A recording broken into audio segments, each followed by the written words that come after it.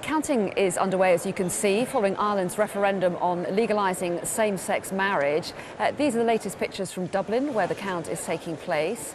If it's approved, Ireland will become the first country to have changed the laws on gay marriage following a public vote.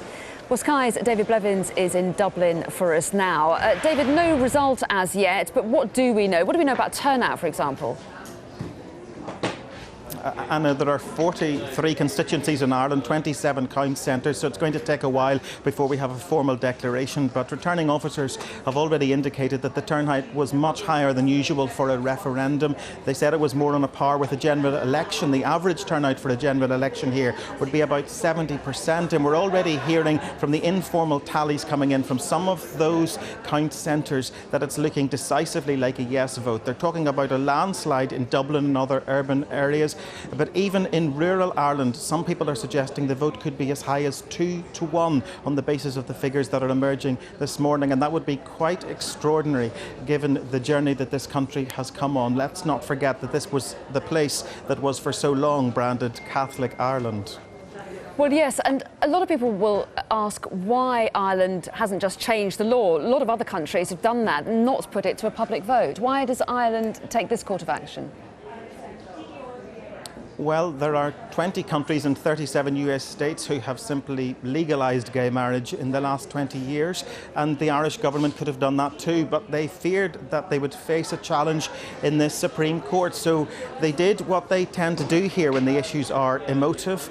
They put it to the people. We saw them do that when they were discussing abortion and divorce too. And that's because they decided the best way to ensure there would be no challenge would be to amend the Constitution, and that always requires a referendum. So the people went to the polls yesterday, 3.2 million of them eligible to vote, and it appears that a considerable number of them exercised that option. And that's why I think it is going to be a little later perhaps than we were first predicting, between 4 and 6, that the formal declaration would be made. But I don't think we're going to have to wait on that till that time to be fairly clear about the result. It is certainly already pointing in the direction of a yes vote, and that would mean the Irish have become the first electorate anywhere in the world to have made the decision to introduce same-sex marriage. Quite extraordinary.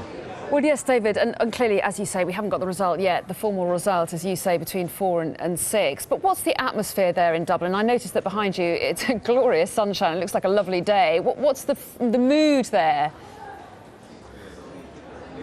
Yeah, campaigners have already started to gather here in the courtyard of Dublin Castle. This is the main count centre where the nationwide picture will emerge, where the national count centre is. And I have to say most of them are yes campaigners, of course, and they're in a very buoyant mood this morning. They recognise that this is a defining moment in the history of Ireland. It's important, I think, to remember that it was 1980 before the Republic of Ireland lifted the ban on contraception, 1993 before it lifted the ban on homosexuality, 1995 before it lifted the ban on divorce. If it has today decided to introduce same-sex marriage, that really will be a watershed moment, and it will be, I suppose, Ireland deciding to shake off that old image of a traditional Catholic conservative nation, and other countries around the world will take note of that. And lots of it, Anna, has been driven by the youth vote. I think it's important to explain to people that you can't vote by post in Ireland. It's one of only 3 countries in Europe where that's impossible.